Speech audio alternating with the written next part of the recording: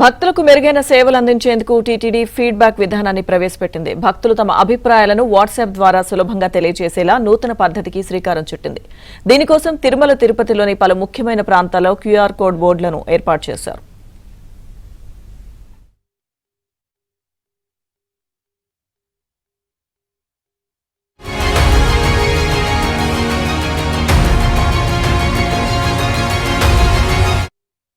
భక్తులు తమ మొబైల్తో కోడ్ను స్కాన్ చేస్తే వాట్సాప్లో టీటీడీ అభిప్రాయ సేకరణ పేజ్ ఓపెన్ అవుతుంది.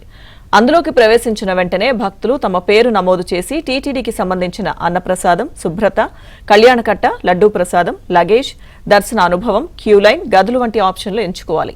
అనంతరం తమ అభిప్రాయాన్ని తెలియజేసేందుకు టెక్స్ట్ లేదా వీడియో ఫార్మాట్ను ఎంచుకోవాలి.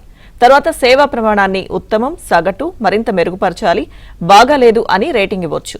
భక్తుల అభిప్రాయాలను టీటీడీ యాజమాన్యం పరిగణలోకి తీసుకుని సేవల ప్రమాణాన్ని పెంచేందుకు చర్యలు తీసుకుంటుంది.